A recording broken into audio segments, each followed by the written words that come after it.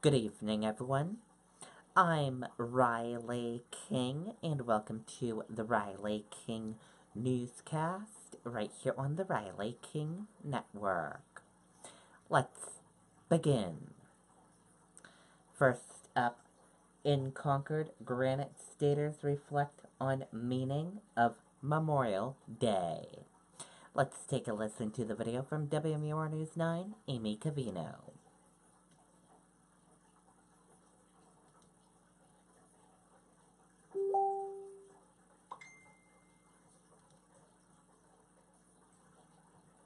It's time to upgrade at Nissan's Tech for All sales event.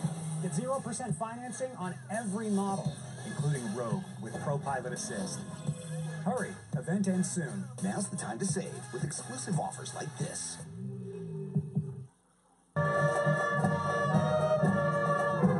What do you know about Memorial Day? People in the army. And people in the war? Yeah, and people in the war. We wish each other happy Memorial Day, but that greeting seems to overlook why we pause on this day. Does a day like today make you reflect? Oh, yeah. Yeah. I was just filling these kids in on. Cedric Christensen served 19 months in Vietnam as a field medic. For him, the phrase Happy Memorial Day just doesn't sit right. I don't like to hear that because it's not a happy day. And to which stands one nation under God. Perhaps it's possible on this day to be both happy and somber, joyful and grateful for those who gave all. I wouldn't miss a parade. To cherish our families and our freedoms without for a second forgetting the men and women who fought and died for this country. And on days like today, listening closer to those who lived it. Like Joan Lewis, her father fought in World War II, a conflict that claimed over 400,000 American lives. I was rolling bandages for the Red Cross because I was about 11 and 12. That was the junior Red Cross. Congresswoman Annie Custer is proud of the long military history in her own family. We are reflecting today on America's heroes, on the incredible sacrifice that a few Americans make so that all Americans may live in peace and tranquility. Never, ever forget. In Concord, Amy Cavino, WMUR News 9. Okay, and there you go on that video and that report.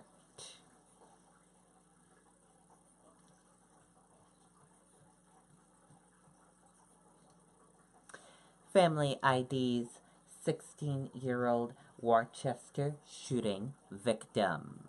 Let's take a listen to the video from WCVB Boston.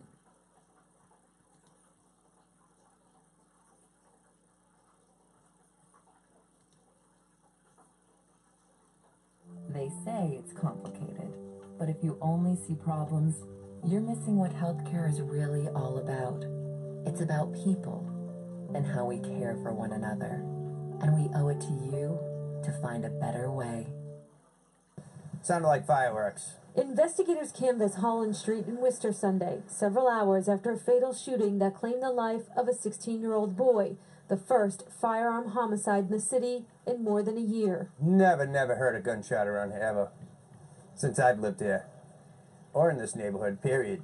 The expected silence disturbed just after 11 on Saturday. Police arrived to find 4 teens tending to the victim on Main Street, a short distance from where the shooting happened. Several witnesses say a car was seen speeding off after the shots were fired. Somebody approached a car in front of my property, and she got all panicky. She, telling the guy, unlock the door. Police say the teens were walking to a nearby home at the time of the shooting. Meanwhile, rattled neighbors say they are encouraged by a visible police presence. That teenager's name not being released this evening, but his friends have been stopping by the scene here throughout the day. We spoke to them a short time ago. Yeah, it just hit me. 11 this morning. I woke up, clicked on one person's name, didn't think it was real at first. I was like, oh, who's playing a joke on me? Looked at my best friends, like one of them looked at his story up there. I was like, oh, he wouldn't lie about it if he's really gone. And it just hit home. I just didn't know what to do after that. Just started crying. I miss my brother. The investigation into this shooting continues tonight. We're live in Worcester. Nicole Estefan, WCVB News Center 5. Okay, and there you go on that video and that report.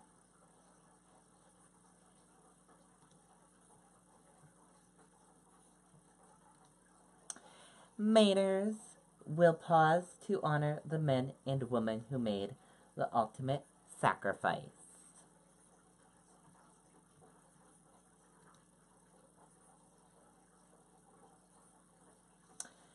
Mainers will pause and honor the lives of men and women who made the ultimate sacrifice. There are events planned across the state of Maine this Memorial Day.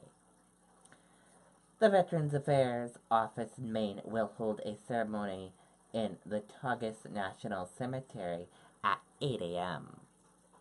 In Portland, a parade honoring the fallen move from Longfellow Square to Congress Street, ending at Monument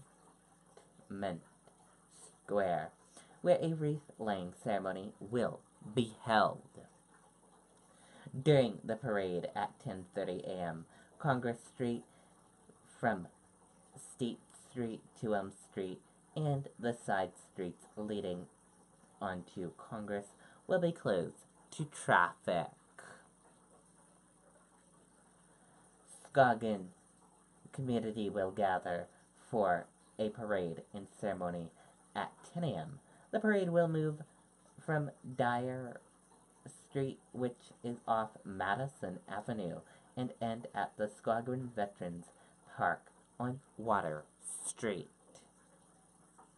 In Thomasville, the parade will begin at Mont Place and move into Brunswick, where an observance will be held after. In Aldro, the town's historic society will hold a memorial service at the fire station on Limrock Road.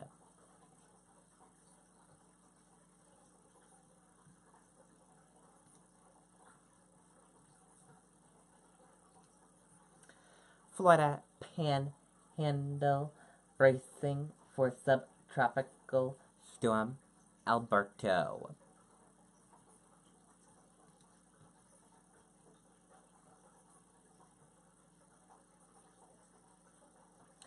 Alberto is the first named subtropical storm of the 2018 season, is close to making landfall in Peninsula, Florida, bringing heavy rain and gusty winds to the area. The storm, which began to weaken as it approached the Gulf Coast, was about 30 miles southwest of Panama City, Florida, as of 2 p.m. Eastern Time. And that is it for the Riley King Newscast, right here on the Riley King Network. I hope you all have a great rest of your Monday evening, and I'll see you back here later on this evening for Good Evening New Hampshire at 6:30 p.m. And I'll have a news report coming up in a little bit. Good night, everyone. Bye.